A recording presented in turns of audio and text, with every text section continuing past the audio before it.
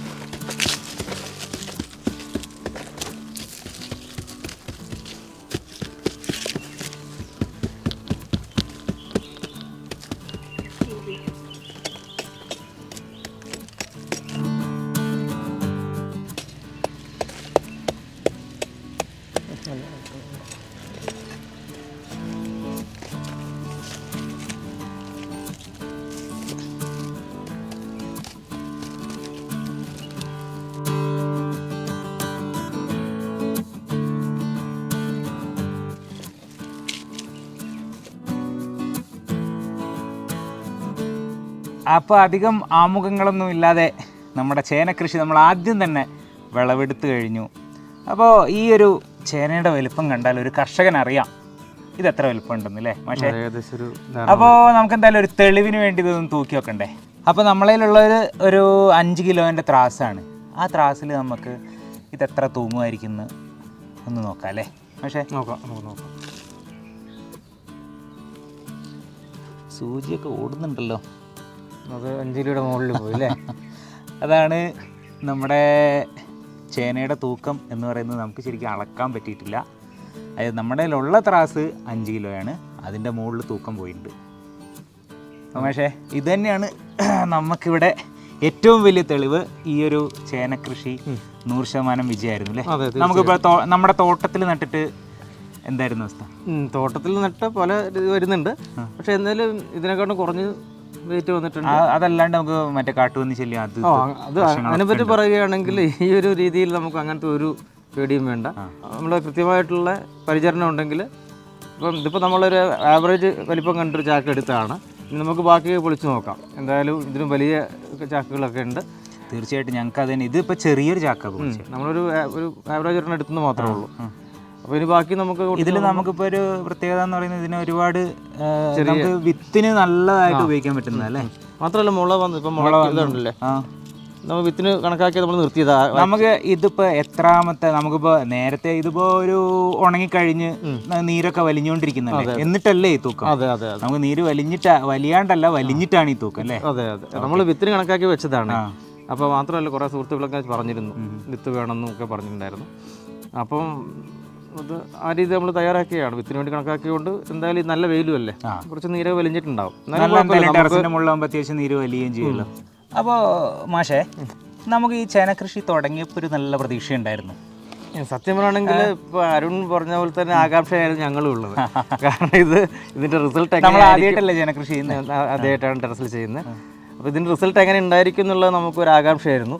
ഇപ്പം ഈ കവറ് പൊളിച്ചത് ഇങ്ങനെ ശരിക്കും ഒരു ഭയങ്കര ഒരു ഫീലിംഗ് ആണ് ഇങ്ങനത്തെ ഒരു വിളവെടുപ്പ് എന്ന് പറയുമ്പോൾ. ശരിക്കും നമ്മുടെ പ്രേക്ഷകർക്ക് ഒരുപാട് ആകാംക്ഷ, ഒരുപാട് പേര് എന്നെ തന്നെ വിളിച്ചിട്ടുണ്ട്, നമുക്കിതിൻ്റെ വിളവെടുപ്പായോ അല്ലെങ്കിൽ ആ ചേന നട്ടിട്ട് എന്താണ് സ്ഥിതി, നല്ല രീതിയിൽ ഇതായോ, ഗ്രോ ബാഗിൽ ചേന നട്ട് കഴിഞ്ഞ് എന്താവുന്ന ഒരുപാട് പേർക്ക് ആകാംക്ഷ, കൃഷിയെ സ്നേഹിക്കുന്ന ഒരുപാട് പേർക്ക് ഇതൊരു ആകാംക്ഷയുള്ള കാര്യമാണ്. നമുക്കും അങ്ങനെയായിരുന്നു. നമുക്ക് പറഞ്ഞാൽ ഇപ്പം പൊളിച്ച് കാണുമ്പോഴാണല്ലോ ഇതിൻ്റെ വലിപ്പമൊക്കെ അറിയുന്നത്. എന്നിട്ട് നമ്മളെ ചാക്കൊക്കെ വികസിച്ച് പൊട്ടുകയൊക്കെ ചെയ്തു. അപ്പോൾ തന്നെ നമുക്ക് തോന്നിയിരുന്നു മോശമില്ലാത്ത വിളവുണ്ടാകാൻ തോന്നിയിരുന്നു. അതെ, ഞങ്ങൾ ഇവിടെ വന്നു കഴിഞ്ഞാൽ കുറേ ചാക്കുകൾ ഇങ്ങനെ കെട്ടി വെച്ചിട്ടുണ്ട്. ഇപ്പോഴും ഇതിലൊക്കെ കെട്ടുണ്ടല്ലോ, കണ്ടില്ലേ? ഇതൊക്കെ നമുക്ക് പൊളിക്കാനുള്ള ചാക്ക് ഇതിലൊക്കെ ഉണ്ട്. അത് വികസിച്ച് വരുമ്പോഴത്തേന് ചാക്ക് പൊട്ടിയതാണ്. നമുക്കിപ്പോൾ എത്ര മാസമായി? മാർച്ച് 13-14 ആ ദിവസങ്ങളിൽ നമ്മൾ നട്ടത്. ഓക്കെ.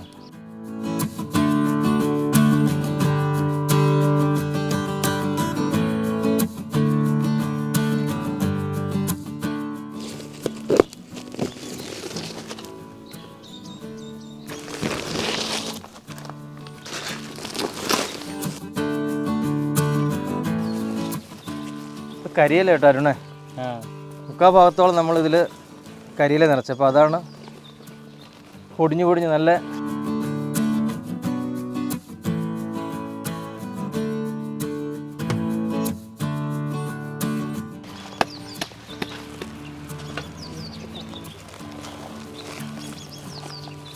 അരിതാക്കണ്ട.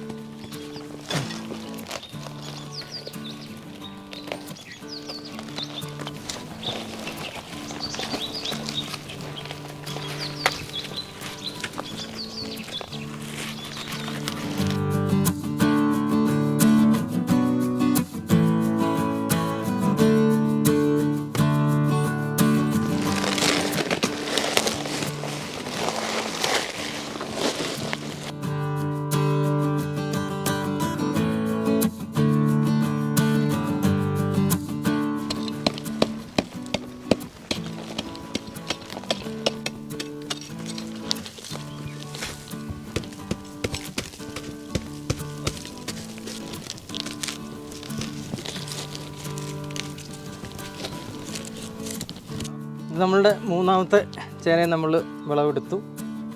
നമുക്കൊരു പ്രത്യേകത എന്താ വെച്ചാൽ ഈ കറുത്ത കളറിൽ കാണുന്നതൊക്കെ നമ്മളുടെ കരിയില. ഇതിൻ്റെ ഓരോ ചാക്കിൻ്റെയും 3/4 ഭാഗത്തോളം നമ്മൾ കരിയിലയാണ് ഇട്ടത്. അതിൻ്റെ മുകളിലാണ് ചേന മുറിച്ച് വെച്ച് നമ്മൾ ആദ്യം പറഞ്ഞിട്ടുണ്ട്. പിന്നെ വളർന്നതനുസരിച്ചാണ് നമ്മൾ മണ്ണിട്ട് കൊടുത്തത്. അപ്പോൾ ആകെ ഒരു ചാക്കിലേക്ക് നമുക്ക് ഇതെല്ലാം കൂടെ ആകെ ഇത്രയും മണ്ണിൻ്റെ ആവശ്യമേ വന്നിട്ടുള്ളൂ. അതിലാണ് നമുക്ക് ഈ ഒരു ചേന കിട്ടിയിരിക്കുന്നത്. അപ്പോൾ വളരെ കുറഞ്ഞ അളവിൽ മണ്ണ് മതി. നമ്മൾ കരിയിലയാണ് പ്രധാനമായിട്ട് ഇതിൽ ഉപയോഗിച്ചിട്ടുള്ളതും. പിന്നെ എല്ലുപൊടിയും അതുപോലെ തന്നെ വേപ്പ് പിണ്ണാക്കൊക്കെ ഇട്ട് ആണ് ഈ ഒരു ചേന നമ്മൾ വളർത്തിയെടുത്ത് കൊണ്ടുവന്നത്.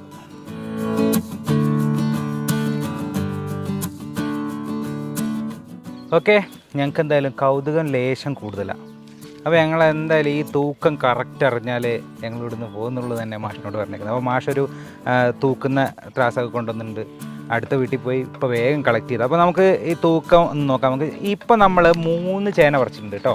അപ്പോൾ നമ്മളെ ടെറസിൻ്റെ മുകളിലായതുകൊണ്ടും ഒരു 10 മണി ആവാനായി, നല്ല വെയിൽ ഇങ്ങോട്ട് അടിച്ച് കയറുന്നുണ്ട്. അപ്പോൾ എന്തായാലും പക്ഷേ അതിലൊന്നും ഞങ്ങൾ തളരില്ല. ഞങ്ങൾക്ക് വളരെ കൗതുകമാണ് ഈ ചേന എത്ര കിലോ ഉണ്ടാകുന്നുള്ളത്. അപ്പോൾ ഞങ്ങളിപ്പോൾ ഒരു 3 ചേന ഇപ്പോൾ ഞങ്ങൾ വിളവെടുത്ത് കഴിഞ്ഞു. അപ്പോൾ ഞങ്ങൾ തൂക്കം എന്തായാലും നമുക്ക് തൂക്കണം എന്ന് പറഞ്ഞുകൊണ്ട് മാഷ് ഇപ്പോൾ അടുത്ത വീട്ടിൽ പോയിട്ടൊരു ത്രാസൊക്കെ ഒപ്പിച്ചിട്ടുണ്ട്. അപ്പോൾ ഞങ്ങൾ എന്തായാലും ഈ ചാക്കിലേക്ക് ഈ ഒരു 3 ചേന ഇട്ടിട്ട് ഒരുമിച്ച് തൂക്കാൻ പോകാം കേട്ടോ.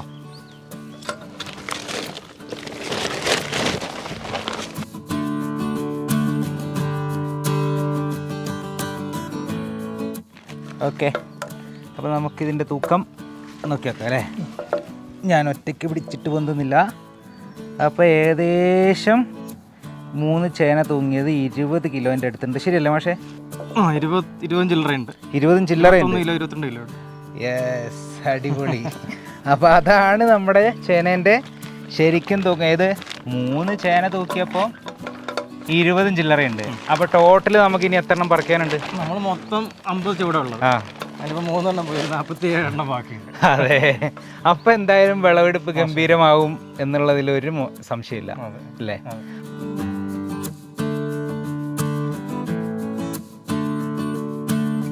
അപ്പോൾ നമ്മളുടെ കന്നി വിളവെടുപ്പ്, ഇപ്രാവശ്യത്തെ ചേന കൃഷി വിളവെടുപ്പിൻ്റെ ആദ്യത്തെ ചേന തീർച്ചയായിട്ടും നമ്മളതിനെ ഒന്ന് കഴുകി വൃത്തിയാക്കുകയാണ്.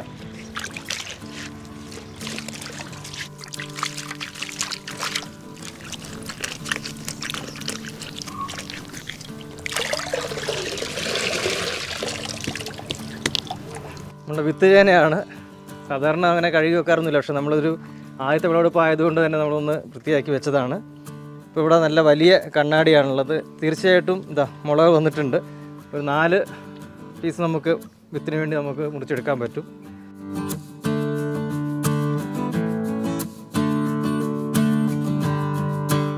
അപ്പം ഇന്ന് ഒരു വിളവെടുപ്പും കൂടി ഉണ്ട് കേട്ടോ.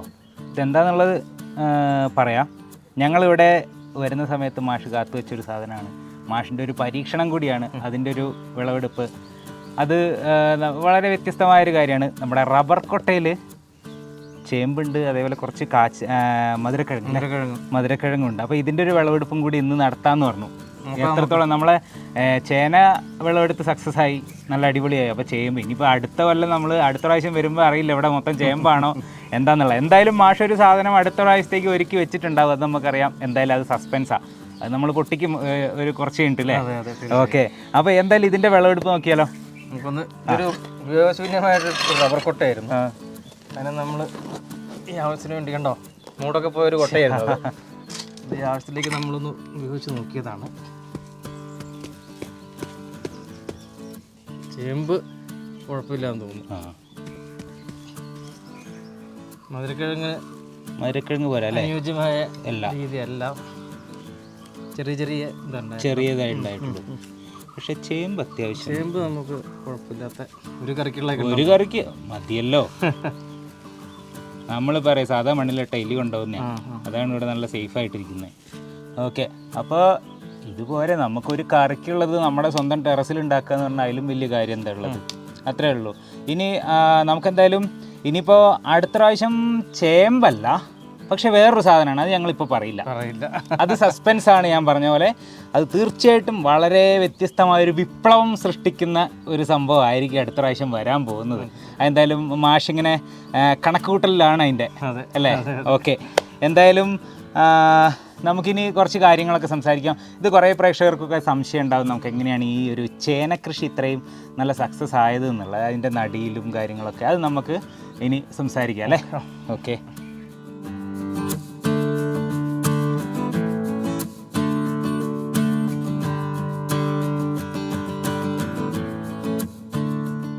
അപ്പോൾ ഒന്ന് മാഷിന് ചെറിയൊരു സമയം കൊടുത്തിട്ട് നമ്മൾ ചെറിയൊരു ഗ്യാപ്പ് ഇട്ട് 2 ദിവസം കഴിഞ്ഞ് വീണ്ടും എത്തിയിരിക്കുകയാണ്. ഈ ഒരു ഗ്യാപ്പ് എന്തിനാണെന്ന് വെച്ചാൽ മാഷിന് ചേന പറിക്കാനുള്ളൊരു സമയമായിരുന്നു.